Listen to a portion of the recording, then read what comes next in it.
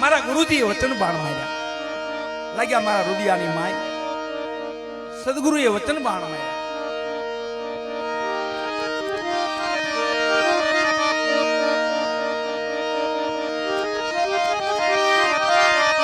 રવિ સાહેબ ને યાદ કરવા. રવિ સાહેબ ભ્રાંતિ ભ્રમણા કેમ તૂટે હો? આપણે કહીએ ને ભ્રાંતિ, મહાપુરુષો તો સમજાવે છે આપણને કાયમ માટે.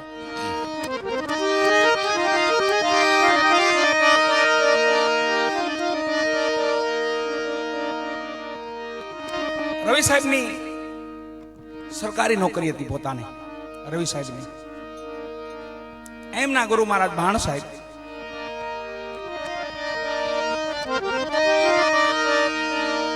ની પધરામણી અને ત્યાં રવિ સાહેબની નોકરી.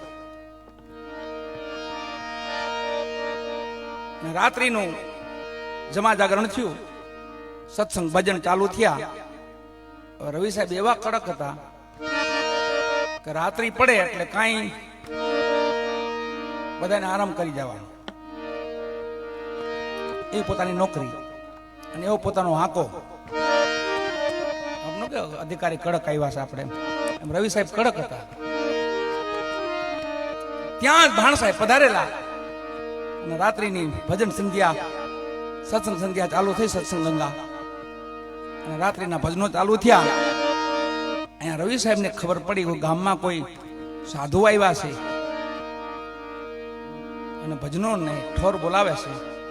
બે સિપાહીઓને મોકલ્યા કે જાઓ એમને કહી દો ભજન બંધ કરી દો, અત્યારે સુઈ જાઓ, અમારા સાહેબ નો હુકમ છે. અહીંયા ભાણ સાહેબ હતા. રવિ સાહેબ ને સિપાહીઓ આવીને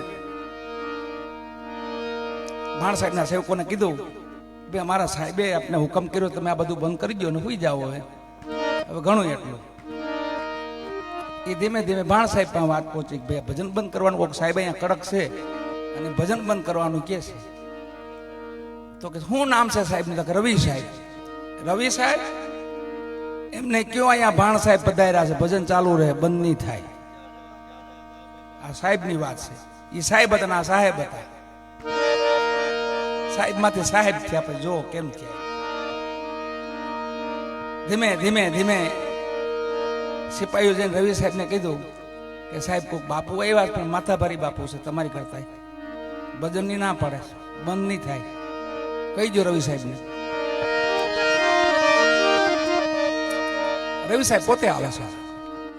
આવીને ત્યાં જોયું તો ભજન મંડળી જામેલી, કેમ બાપા આગળ જમ્યા હતા એમ ભજન મંડળી જામેલી.